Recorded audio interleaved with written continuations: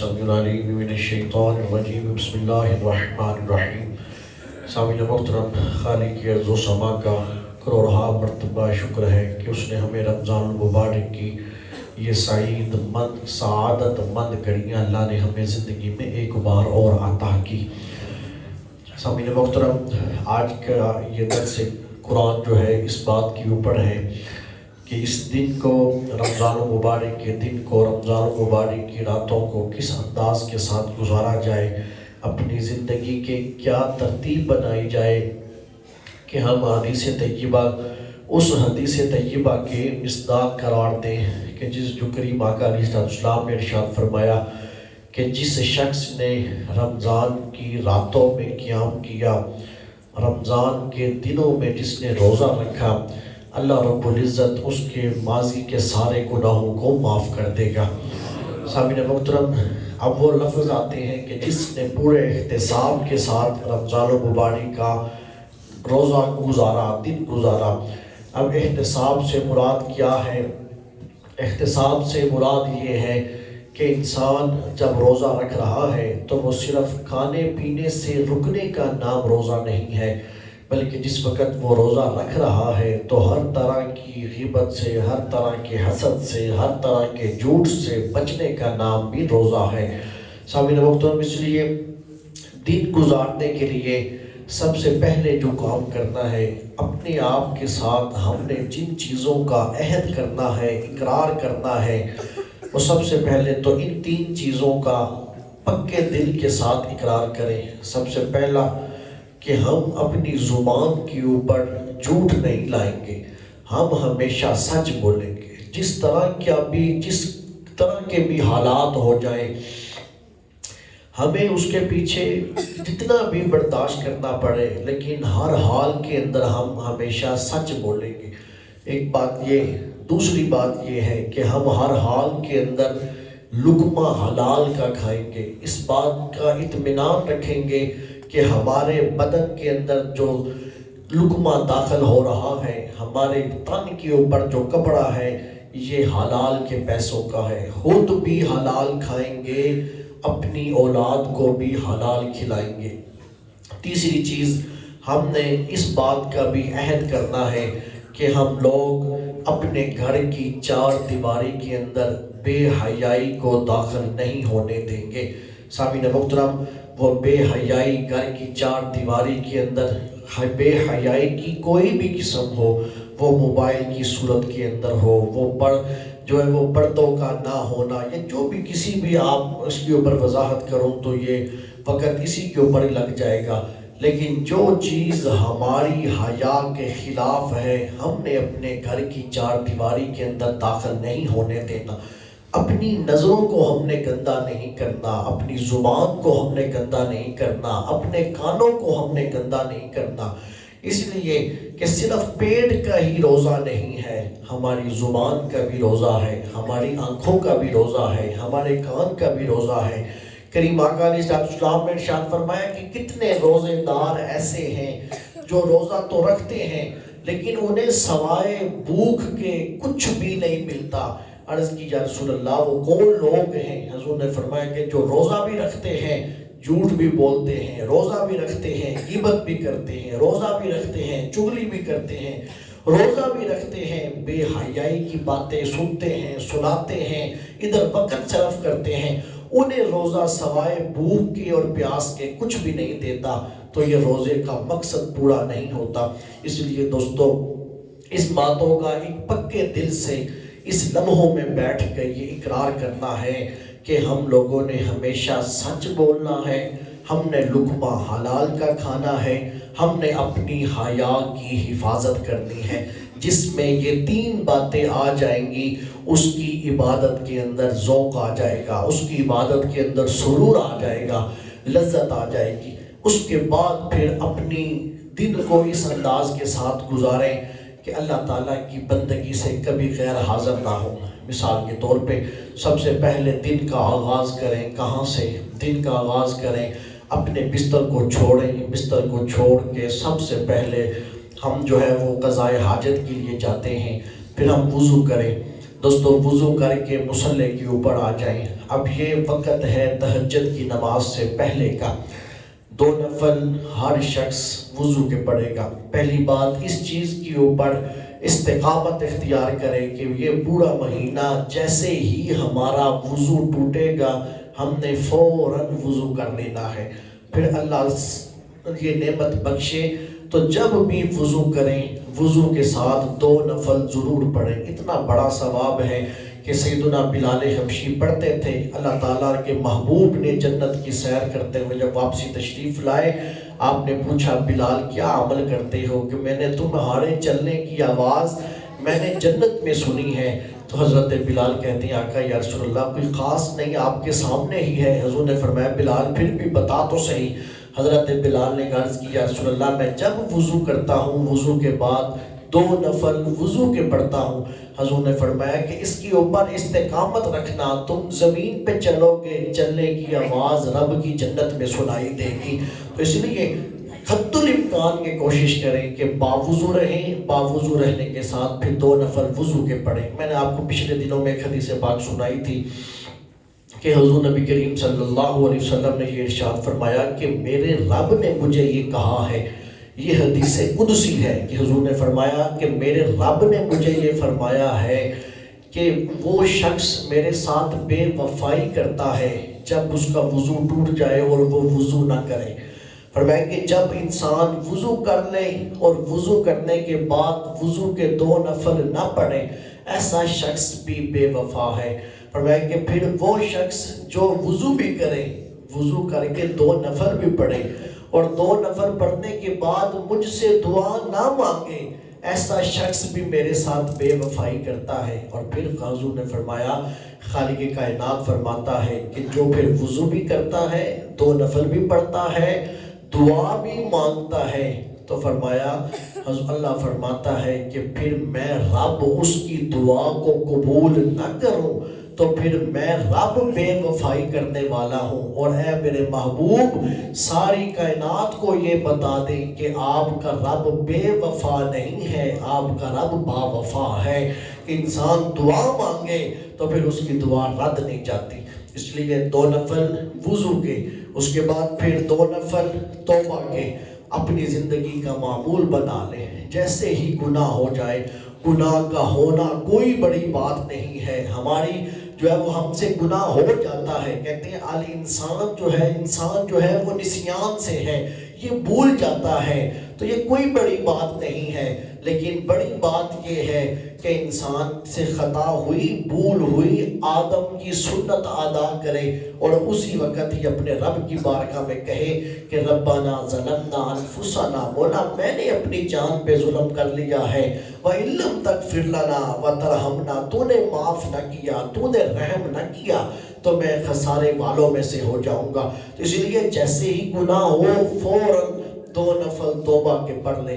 سامعین محترم پھر اس کے بعد پھر انسان 2 نفل پڑھے، یہ وقت کے ساتھ ہے کہ 2 نفل پڑھے۔ اگر والدین زندہ ہیں تو والدین کی زندگی اور تندرستی کے لیے پڑھے، اگر والدین اس دنیا سے چلے گئے ہیں تو ان کی روح کو احسان ثواب کے لیے پڑھے۔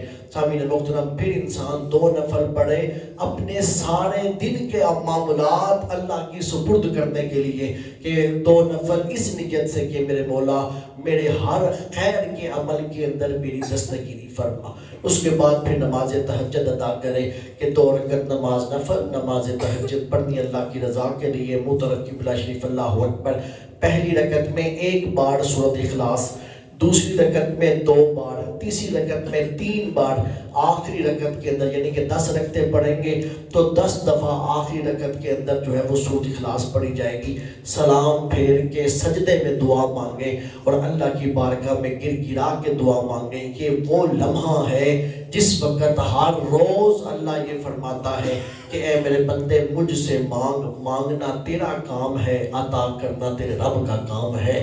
سامعین محترم پھر اللہ حضور نے فرمایا کہ جو شخص کے تہجد کی ادائیگی کرتا ہے اللہ اسے نور کے محرابوں میں آ کے ملتا ہے۔ اور اس تہجد کی لذت اتنی لذت ہے کہ علامہ اقبال نے اس بات کا اقرار کیا تھا، فرمایا کہ زمستانی ہوا میں اگرچہ شمشیر سی تیزی تھی زمستانی ہوا میں آپ یورپ میں تھے کہ یورپ کی ہواؤں میں اگرچہ تلوار سے بھی زیادہ تیزی تھی، زمستانی ہوا میں اگرچہ شمشیر سے بھی تیزی تھی۔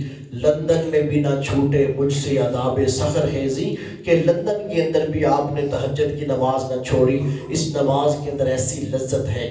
پھر دوستو ہر شخص کوشش کرے، حضرت خواجہ شمس العارفین خواجہ شمس الدین سیالوی رضی اللہ تعالیٰ آپ نے یہ لکھا ہے کہ ہر روز 1000 مرتبہ تہجد کی نماز کے بعد اور فجر سے پہلے، یہ خاص وقت ہے، باقی پورے دن میں کسی بھی وقت یہ پڑھے، استغفر اللہ ربی من کل ذنب واتوب الیہ۔ آپ نے فرمایا کہ 1000 نہیں پڑھ سکتا، 500 بار پڑھے، اس لیے کہ کریم آقا کی یہ سنت تھی، حضور یہ فرمایا کرتے تھے کہ میں ہر روز 100 دفعہ یہ پڑھتا ہوں، استغفر اللہ ربی من کل ذنب واتوب الیہ۔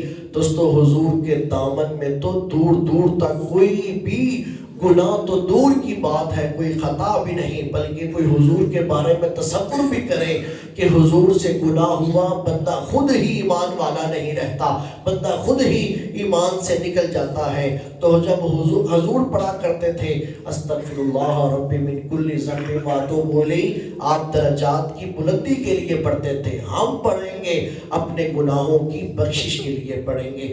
دوستو پھر اس کے بعد سحری کی جائے، پھر فجر کی نماز کے لیے آ جائیں۔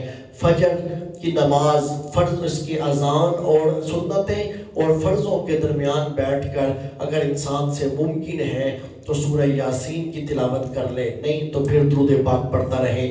فجر کی نماز کے بعد پھر سامعین محترم ہر انسان اس چیز کا معمول بنا لے، ہر نماز کے بعد کہ ایک تسبیح یا کریم کی اور دوسری تسبیح درود پاک کی۔ درود پاک کم از کم بھی اگر کوئی چھوٹا سا بھی پڑھنا چاہے تو یہ ان لفظوں کے ساتھ پڑھ لے کہ سیدنا کریم صلی اللہ علیہ وسلم، ایک اللہ کی ذات کریم ہے، ایک اس کا محبوب کریم ہے، ہم دو کریموں کے درمیان گناہگار ہیں، اس کی بھی کریمی کو پکارو، اس کے محبوب کی بھی کریمی کو پکارو۔ فرمایا کہ تو پھر اس کی کرم نوازیاں دیکھو گے۔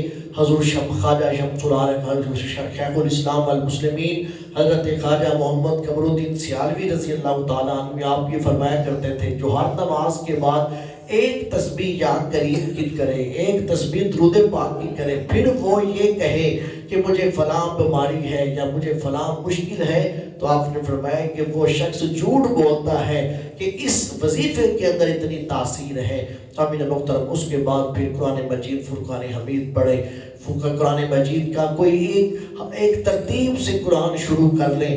کتنے دوست ہیں میرے سامعین محترم عرصہ گزر گیا قرآن کھول کے نہیں دیکھا۔